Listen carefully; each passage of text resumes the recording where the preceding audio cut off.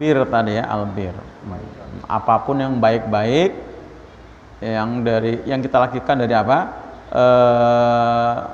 Yang dilakukan oleh kita itu adalah semua albir. Lanjut. Wa Nabilah bin Amr dan Abdullah bin Amr bin Al-As, semoga Allah meridhoi keduanya karena dua-duanya sahabat Nabi. Allah berkata, lam yakun Rasulullah, tidak akan ada ya Rasulullah SAW fahisan sebagai orang yang keji, wala mutafahisan dan sebagai orang yang apa Pak? Niscaya berbuat keji. Jadi Nabi itu terpelihara ya, jadi nggak pernah berbuat keji.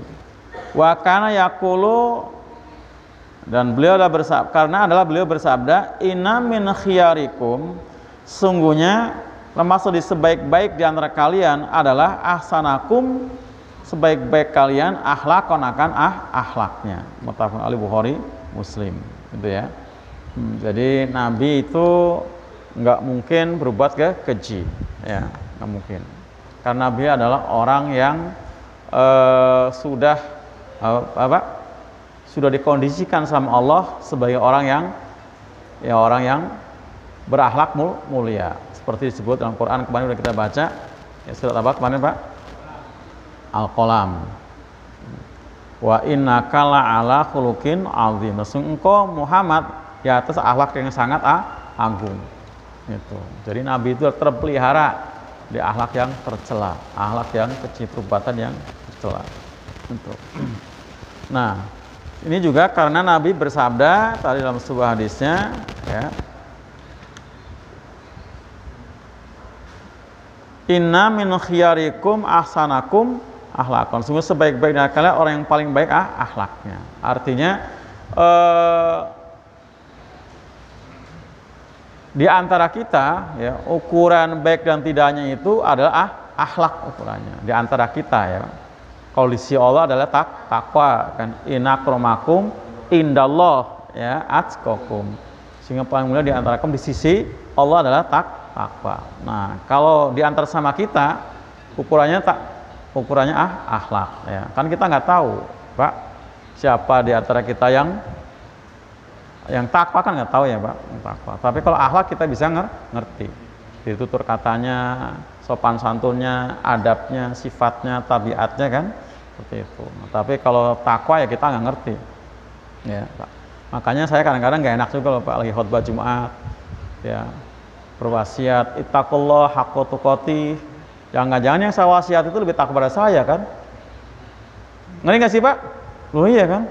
Ada Pak Ngaji Karjan ya kan, lebih tua, lebih ini, kita ngomong ittaqullah, dia udah takwa loh. Nah, saya ngomong belum tentu gitu kan. Oh iya bener, itu beban juga sebenarnya kan, beban juga seperti itu. Karena kita nggak boleh juga ngaku-ngaku takwa, nggak boleh itu kan. Nah, jangan-jangan di sini ada orang-orang alim ya. Nah, karena takwa itu kan nggak harus alim juga kan. Oh iya kan, jangan, kita ittaqullah haqqa tuqatih nih. Padahal masya Allah ya, mungkin yang sudah pada bertakwa yang pada duduk ini gitu kan. Saya ngomong belum tentu. Gitu. Nah seperti itu. Nah, tapi kalau bicara akhlak bisa ketahuan ya kan, ketahuan dari sikapnya, perbuatan sehari-hari. Kalau istilah sekarang apa? Rekam jejak. Oh iya, rekam jejak, nggak pernah terindikasi kasus kriminal. Gitu kan jelas kan, bisa ngukur dari situ kan. Itu. Jadi sebaik-baik di antara kita adalah yang paling baik akhlaknya di antara kita. Makanya kalau mau istilah memilih, memberikan amanah sebagaimana, ukurannya ada akhlak. Mana yang akhlak yang paling baik, itulah yang diberikan amanah dan sebagainya seperti itu. Bukankah timbul dari takwa tadi? Iya, jadi dari takwa itulah ya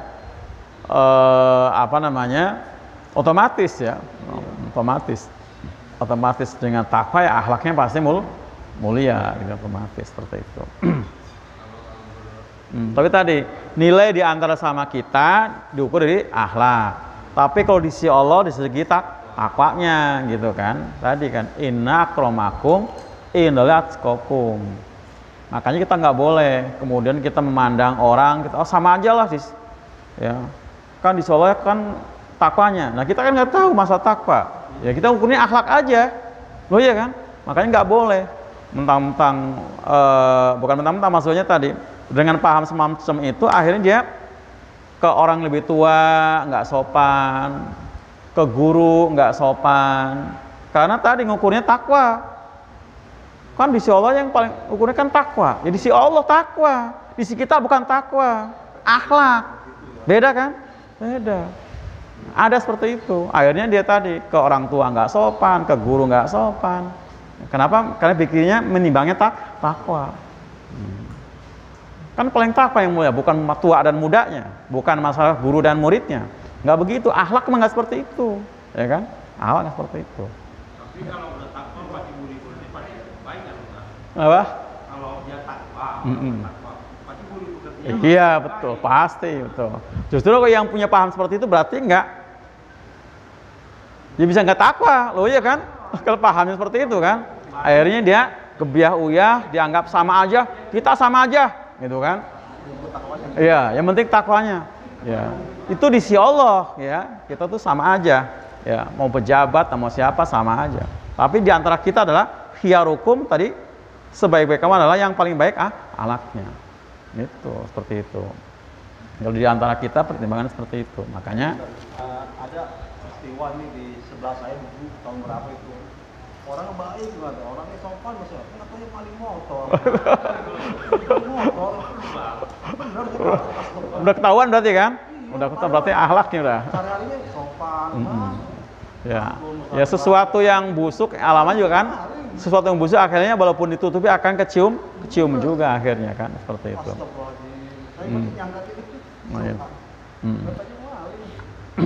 Ya, itu kan jadi itu modus sebenarnya, ya kan, biar terkesan sebagai orang yang baik. Orang mau nipu juga bahasanya manis banget Pak, manis banget. Kan nggak baca kan gitu kan, namanya modus itu.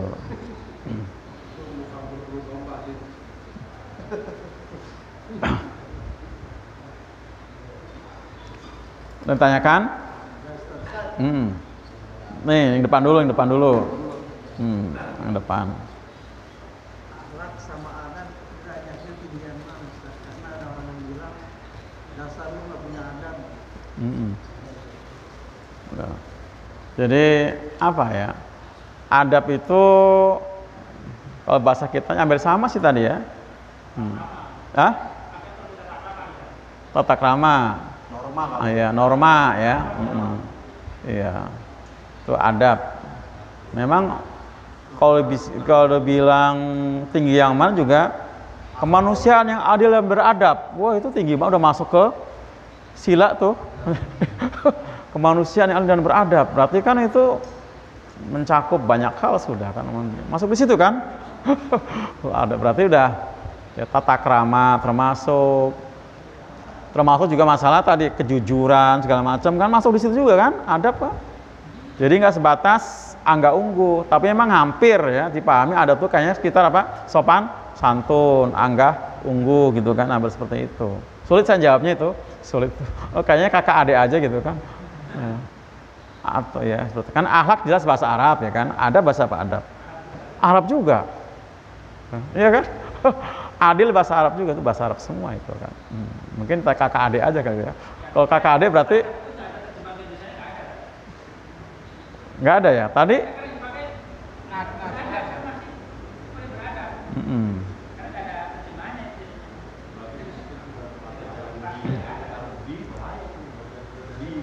Nah, kalau akhlak kan jelas tadi Quran menyebutkan, Quran menyebut, Nabi juga menyebut, ya kan. Bu istu li utam mima makarimal akhlak, Nabi menyebut. Quran juga menyebut tadi ya seperti itu. Untuk jawabannya nanti dah, tanya lagi nih, mana lebih tinggi bahasanya, kalau lebih tinggi yang mana tuh ya? Kayaknya sih bisa juga sinonim, bisa juga kakak adik gitu ya. Tapi kakak adik saya nggak tahu apa adik yang mana, kakak yang mana nih. Tapi kalau akhlak disebut di dalam Quran ya ada. Iya ada. Akhlakul karimah. Ada. Kalau ada karimah nggak ada. Ada karimah. Ada karimah, akhlakul karimah. Ada yang dalam sila tadi. Ya, dalam sila ada adilan beradab. Manusianya Adilan beradab. Jangan nambah sila kedua. Ngapa lagi jangan-jangan. Ngapa. Nah, itu. Tuh kan pakai kalau pakai bi itu berarti udah bahasa ini kan, bahasa Sanggakerta ya. Udah dibedakan udah. Nah, itu kan. Udah gabungan tuh dengan bahasa Sanggakerta kalau itu. Biadab. Gimana tadi? Ada kalimat di atas ilmu ada akhlak. Satu lain apa ada keterangannya begitu? Di atas ilmu ada akhlak ya. Kalau apa namanya? Imam Bukhari sih mengatakan apa? Al ilmu qoblal amal. Ya, al ilmu qoblal amal itu Imam Bukhari. Ilmu itu sebelum amal, berarti ilmu duluan. Berarti kan akhlak itu produk ilmu gitu kan. Ya kan. Jadi kalau orang yang berilmu bagaimana dia mau berakhlak gitu kan? Seperti itu kan. Soalnya seperti itu. Seperti itu. Jadi ilmu itu sebelum amal. Oh iya, ilmu kan ilmu qoblal amal. Ayatnya juga jelas kan? Amal. Ya jelas. Ayatnya jelas kan? Ayatnya juga fa'lam annahu la ilaha illallah. Maka taulah kamu. Baru di situ ada kalimat la ilaha illallah. Jadi termasuk kalimat tauhid diketahui dengan ilmu dulu. Ya kan? Padahal akidah akhlak itu juga. Nah, akidah akhlak itu kan akidah dulu baru akhlak kan? Ya kan? Akidah dulu kan? Akidah dulu akhlak seperti itu. Jadi mungkin itu ya apa ya, ungkapan seseorang yang atas pengamatannya kali ya, seperti itu ya. Mestinya mungkin maksudnya bukan seperti itu, maksudnya mestinya kalau orang berilmu itu harus sudah berakhlak gitu. Oh gitu, maksudnya seperti itu mestinya. Kalau falsafah orang Jawa bilang apa? Padi itu semakin berisi semakin nunduk, ya kan? Berarti ilmu dulu kan, baru dia bisa nunduk, ya kan? Padi semakin berisi semakin nunduk. Berarti kan berisi itu berilmu dulu, baru dia nunduk.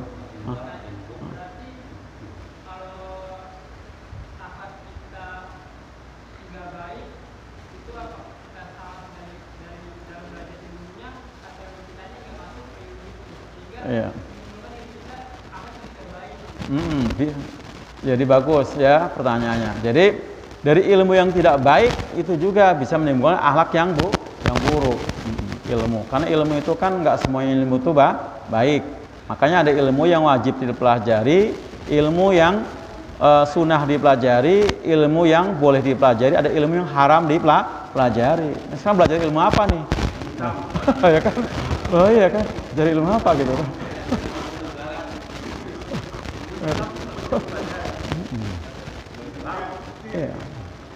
Nah, seperti itu.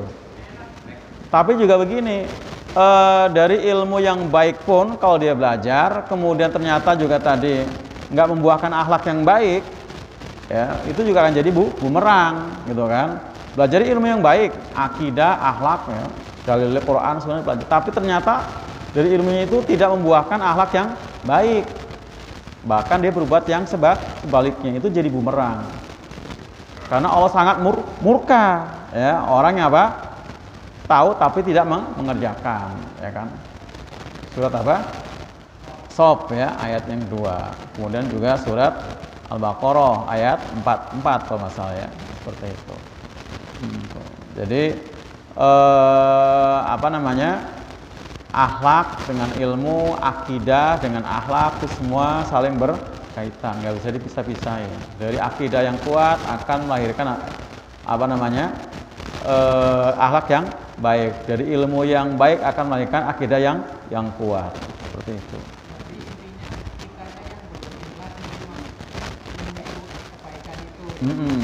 Iya. Artinya ilmunya itu belum bermanfaat berarti. Ya, hanya sebatas ilmu, belum bermanfaat. Ya. Iya, baru hanya sebatas pengetahuan. Gitu. Ya, tahu juga belum Pak. Nah, ini penting. Jadi kita ini Pak, belajar itu memang nggak cukup dengan tahu doang. Makanya harus belajar dengan orang yang ahli, ya Pak, dalam memberikan apa? Ya memberikan keteladanan bagaimana cara mempraktekkan ilmu. Ya kan? Jadi bukan cuma untuk menumpuk-numpuk ngumpulin doang, bukan. Tapi kan banyak orang udah punya ilmunya banyak tapi mau prakteknya bingung. Iya kan? Kenapa? Karena nggak ada dari keteladanan, nggak pengarahan dari yang ngajar. Makanya mestinya kalau dalam Islam itu bukan cuma ustadz, tapi adalah sebagai apa? Murabi. Dia pendidik, ya kan? Jadi ada ngajarin tentang infak juga, ada bagaimana cara infak. Ngajarin tentang ta'lim bagaimana supaya ta'lim berjalan. Nggak cuma ngejok ilmu doang, tidak, tapi bagaimana cara mempraktekannya. Yang seperti ini kita dapatkan hanya di pesantren, bukan di bangku-bangku sekolah yang umum tuh nggak ada. Ya, pesantren nggak ada mah. Oh iya kayak gini mah adanya pesantren, karena kiai itu benar-benar luar biasa, ya kan, mencontohkan. Oh iya benar-benar mencontohkan, dicontohin ya benar-benar ya, seperti itu. Apalagi kalau udah tingkat ini kan hanya sebatas untuk mencari apa selembar ijazah. Wah itu lagi kan. Itu mah bisa, Pak, bisa dibeli, ya kan, bisa dibeli itu kan, gitu ya. Gitu. Jadi jangan sebatas sebagai ilmu pengetahuan saja, ya. Hendaknya apa ilmu itu harus apa membuahkan amal. Nah, sudah tahu ilmunya, tapi karena tadi nggak tahu bagaimana cara mengamalkannya pun bisa. Kenapa? Karena tadi nggak ada guru yang tidak memberikan apa keteladanan bagaimana cara mengamalkan ilmu yang diajarkan seperti itu. Kayak gini terjadi kasus dulu, Ustaz pernah bilang ada seorang Ustaz di mana gitu ya, bolak-balik tentang kitab itu yang jamaah, tapi dia bingung gimana caranya ya. Itu guru kami, Ustadz Hasim Halimi rahimahullah ya, terkena itu. Dia bolak-balik khatam kitab Bukhari Muslim kalau dalam ketika Ramadan Bandungan gitu Pak, khatam. Dari jamaah itu dibaca bolak-balik, tapi nggak taunya setelah ada diskusi dengan soal budaya apa kemudian langsung jadi tahu dia. Tapi kan nggak tahu bagaimana cara mengamalkan ayat itu kan. Seperti halnya sekarang kan, kalau baca Quran pasti ada ayat tentang beat banyak kan Pak. Tapi kan nggak tahu beat itu kayak apa kan. Oh ya, cara prakteknya kayak apa nggak tahu. Ayat banyak kan Pak. Gitu. Tapi banyak yang nggak tahu bagaimana cara berbaik mengamalkan ayat tentang beat. Iya. Bahkan nggak tahu macam-macam beat gitu kan. Karena memang tadi yang mengajarkan memang tidak mempraktekkan kan, nggak mempraktekkan. Akan ada, oh itu mah adanya zaman dulu gitu kan. Emang Quran zaman dulu jangan beda. Beat mandanya zaman dulu. Emang Quran zaman dulu, Quran zaman sekarang beda. Kan itu juga Qurannya kan. Kenapa zaman dulu ada beat sekarang nggak ada beat?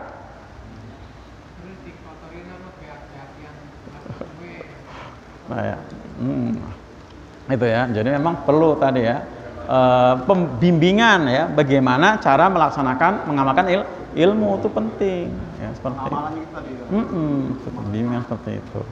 Baca apa hadis tentang bagaimana cara makan Rasulullah mengharamkan, melarang makan dengan tangan kiri. Jadi praktek betul. Ketika kita melihat anak kita makan dengan tangan kiri, kita tegur. Seperti itu kan. Jangan ilmunya dikasih, tapi ketika ngelihat anaknya makan dengan tangan kiri, kita diem aja. Berarti kan namanya nggak ada bimbingan, ya kan? Nggak ada bimbingan, dengan tangan kanan, gitu kan? Nah, seperti itu. Jadi nggak cukup dengan selesai di bangku belajar ya, harus ketika dalam prakteknya. Nggak cukup selesai di bangku belajar, seperti itu. Prakteknya tadi. Itu. Lanjut. Ada lagi yang tanya? Udah ya, ibu-ibu. Nggak ada yang nanya. Wa Nabi Darda, dari Abi Darda, ya sahabat Nabi yang terkenal Pak. Ya, ibadahnya sangat kuat, Nabi Darda. Ya, ibadahnya sangat kuat. Salat tahajudnya kuat, ya. Saking kuatnya tahajud dari habis Isya. Iya ini beliau. Sampai subuh. Puasanya kuat, puasanya setiap hari. Bukan Senin Kemis lagi. Bukan puasa Daud. Ini Abu Darda. Ya, cuma dia tegur ya setelah kedatangan tamu siapa? Salman ya, sahabatnya.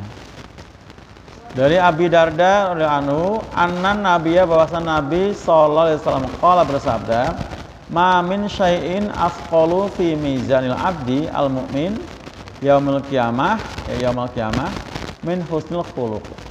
Ma tiadalah min syai'in dari suatu afqalu yang lebih berat, yang paling berat fi mizanil abdi dalam timbangan seorang hamba al mu'min yang beriman yaumil qiyamah nanti dari kiamat min husnul khuluq. Dari akhlak yang baik. Wa innallaha sungguh Allah yubghidul fahisha. Allah sangat mengecam, membenci al fahisha perbuatan keji. Wal baghiya dan perbuatan apa? Yang tercela. Itu Rawi Tirmidzi wa qala hadisun hasan sahih. Di sini terjemahkan ya, Pak. Terjemahan al baghiyu itu maknanya adalah waladzi yatakallamu bil fuhsyi. Warodil kalam. Jadi tadi yang saya terjemahkan dengan akhlak tercela, di sini diterjemahkan oleh Imam An-Nawawi rahimahullah. Artinya adalah waladzi, dia orang yang yatakalamu, dia berkata-kata, bicara dengan bil fuhsyi, dengan kata-kata yang keji, ya, yang berbau pornografi, kayak gitu-gitulah Pak ya. Warodil kalam, dan dengan kata-kata yang kotor. Apa yang kotor? Celaan, cacian, makian, hujatan, sumpah serapah yang enggak ngena, itu termasuk rodil kalam. Kalau fuhsyi yaitu bicara dengan apa? Kata-kata yang berbau mesum, ya Pak, jorok-jorok, ya. Itu ini termasuk al-baghi namanya. Al-baghi. Saya ulang ya. Ma min syai'in asqalu fi mizan, ini kata Nabi. Tidaklah dari suatu yang nanti bakal paling memberatkan ya fi mizanil abdi dalam timbangan seorang hamba al-mu'min beriman yaumul qiyamah, di kiamat min husnul khuluq. Artinya timbangan amal baik kita itu nanti bakal apa? Berat gini ya, Pak. Ini kan kanan kan gitu. Ini karena saking penuhnya banyaknya dari apa? Akhlak yang baik. Itu. Jadi akhlak ini. Jadi yang memberatkan amalan timbangan orang beriman itu nanti adalah apa? Ahsanul khuluq. Semua akhlak tadi. Kenapa? Bukan dari sedekah ya, makanan, minuman, bukan dari sedekah uang atau yang lain. Karena kalau ukurannya sedekah, nggak semua orang bisa sedekah dengan materi, ya kan? Nah, tapi kalau dari akhlak tadi senyum kan nggak perlu pakai modal, pahala ya kan? Jabat tangan nggak pakai modal loh Pak, pahala juga, ya kan? Itu jadi salam termasuk, salam itu termasuk juga akhlak yang mulia, salam, gitu kan? Jadi artinya kita bisa meraih ya, mengumpulkan pundi-pundi kebajikan, ya. Mengumpulkan apa? Pundi-pundi amal baik itu dengan akhlak, gitu, akhlak. Karena memang ini paling mudah dan bisa dikerjakan oleh siapapun atau dari semua kalangan. Ya. Karuan kalau udah akhlaknya baik, mulia, bagus, dia juga banyak amalnya dari apa? Dari ibadah mahdhohnya, dari apa? Dermanya, gitu ya. Itu. Tapi kalau orang terbatas ya, untuk melakukan apa? Ibadah-ibadah yang bentuknya derma, ya, sedekah, ya, infak, zakat, jariyah, nah, bisa mengumpul pundi-pundi amal dengan apa? Akhlak yang mulia. Karena bisa dilakukan dengan siapapun, ya. Orang sekedar senyum doang aja bisa. Siapa sih nggak bisa senyum? Tapi mungkin ada juga ya Pak, orang yang mukanya kecut aja ada gitu ya Pak. Ada gitu ya, kecut aja tuh. Mukanya maksudnya. Tabiatnya mungkin udah begitu. Tapi wataknya gitu ya. Wataknya.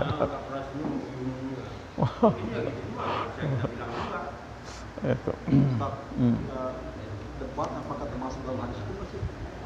Kita berdebat itu. Ya, debat itu ada batasannya ya, seperti dalam Quran surat apa? Al-Anfal, An-Nahl ya 1, 2, 5 itu. Wajadilum billati ya ahsan. Itu kalau debat. Boleh kita berdiskusi tapi dengan argumen-argumen yang ahsan ya. Bukan niat untuk menjatuhkan, apalagi Pak? Apalagi? Kalau orang debat biasanya apa? Ingin cari menang ya, bukan itu. Tapi tadi baca bilang ya ahsan. Makanya ada reward buat orang yang meninggalkan debat walaupun kalau dia lakukan dia bisa menang ya. Apa rewardnya, Pak? Dibikinkan istana di luar surga nanti, seperti itu. Ya, meninggalkan debat seperti itu ya. Jadi apa tadi? Yang memberatkan amal baik, memberatkan timbangan amal baik adalah apa? Akhlak yang baik. Nah, kemudian Allah membenci al-fahisha al-badhiyah, perbuatan keji, juga al-badhiyah ya, perbuatan keji yang dilakukan oleh mulut. Ya, al-fahisha itu adalah ya zina ya, Pak, menzolimi dengan cara memukul, ngutang nggak bayar apa segala macam, minuman keras ya.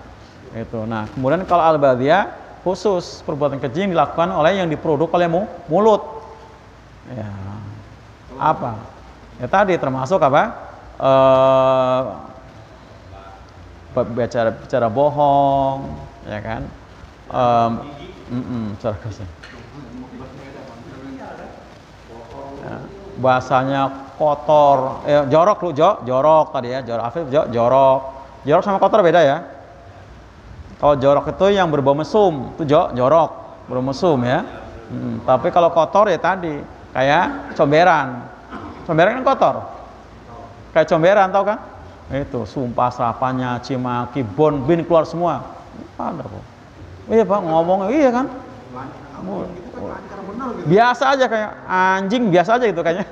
Monyet biasa aja kayak gitu. Udah biasa, itu. Ya, al-badhiyah termasuk itu.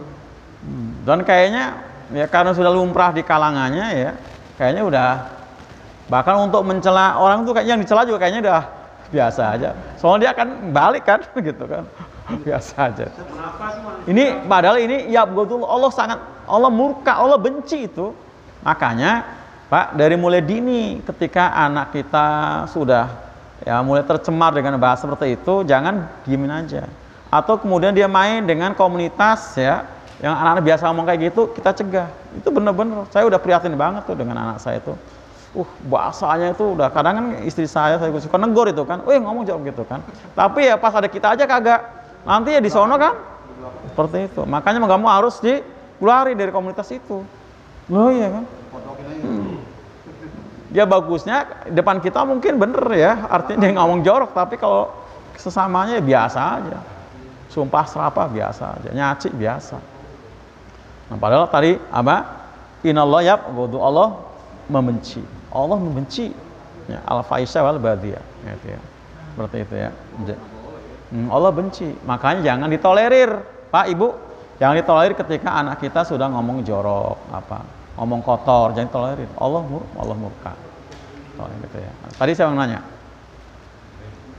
Siapa? Merwin, mau nanya tadi mau nanya apa? Lupa lagi. Makan dulu biar lupa. Minum. Minum.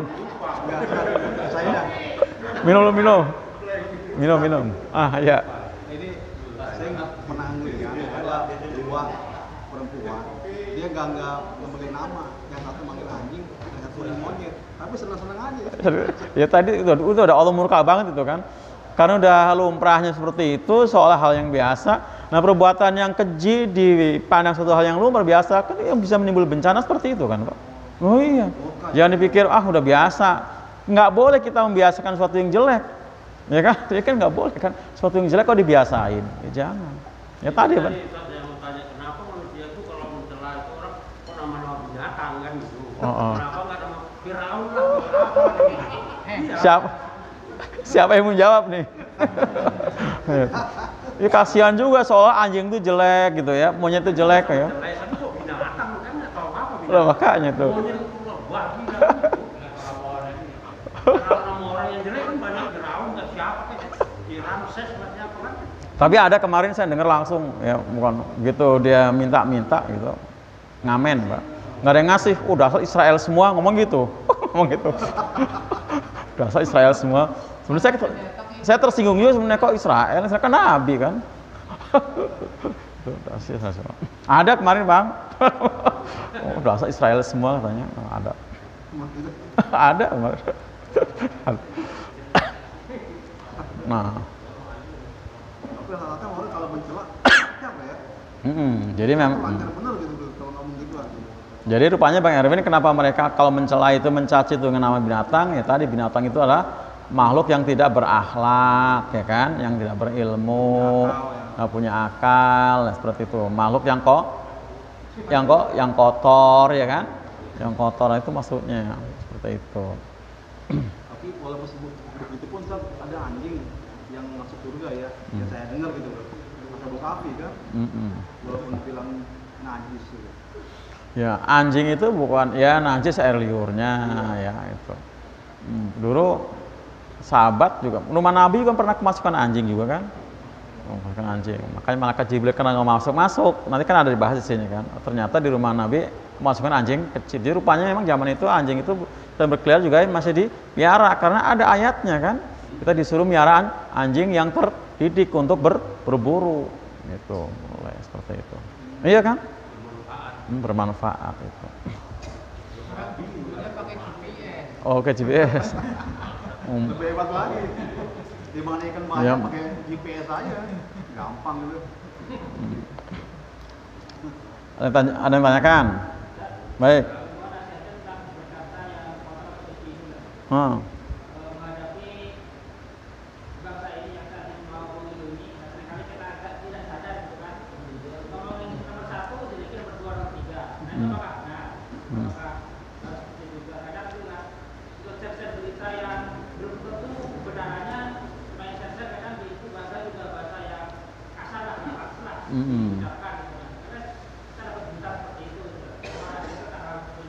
Ya, jadi yang jelas kita nggak boleh ngikut nge-share sesuatu yang buruk ya.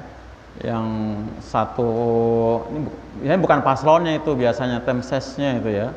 Itu yang membuat narasi-narasi buruk untuk lawan paslonnya itu kan. Itu nah. Juga dicari, diungkit ya kalau itu biasanya temsesnya itu. Nah, kita nggak boleh ikut-ikutan, ya nggak boleh ikut-ikutan ya. Termasuk ikutan itu adalah kita meng-share, gitu ya. Nggak boleh, ini nggak boleh. Ini akan diminta pertanggungjawaban loh, ini tangan jari-jari kita ini, termasuk handphone kita itu nanti kan kalau digunakan untuk karena mencela itu dikecam betul di Quran ya. Surat apa Al-Humazah kan, wailul likulli humazatil lumazah. Kecelakaan yang besar. Wailun itu kecelakaan yang besar. Apa tadi Pak? Likulli humazatin lumazah. Buat tiap-tiap pencela lagi pengumpat. Buat tiap pencela lagi pengumpat. Kalau memang yang diumpat dicela itu adalah makhluk yang terkutuk, boleh, ya kan? Kayak Fir'aun, Benyamin Netanyahu, bahkan didoain itu, ya kan? Dalam sholat, loh iya kan? Tapi kalau dia Muslim nggak boleh. Justru kalau kita tahu ada celahnya, suruh ditutupi, ya kan? Man satral musliman, satral yaumil qiyamah. Ada hadis lain, siapa yang menutupi aib orang muslim maka akan ditutup aibnya dunia akhirat. Kalau tadi yang saya baca ditutupi aibnya di akhirat. Tutupi. Justru bukan malah kita cari. Jangan sampai Pak menyebarkannya ya, memviralkan, mencari-cari aja nggak boleh. Mencari-cari itu bahasanya kalau Qur'annya apa? Jasus, tajasus. Ya. La tajassasu wala tabaghadu. Jangan kamu bertajasus mencari-cari kesalahan orang lain. Wala tabaghadu, dan jangan saling bergibah. Enggak boleh. Mencari-cari enggak boleh. Tajasus itu dikecam. Quran surat Al-Hujurat itu ya. Jadi enggak boleh. Nah, kalau kita sudah ada masuk, kita langsung hapus aja. Enggak usah disebar. Kalau bisa bahkan termasuk yang bukan masalah celaan pun ya, sekiranya kita belum bisa mengamalkan apa segala macam, ya jangan share dulu. Takutnya nanti yang kita share kemudian dia cross ke kita, bagaimana cara mengamalkannya. Nah, saya nge-share doang gitu kan. Itu kan gitu. Jadi kita ya, artinya kita memang harus kita baca dulu lengkap ya. Kita bagusnya kita sudah mengamalkan. Jadi ada nilai dakwah seperti itu. Ya kan?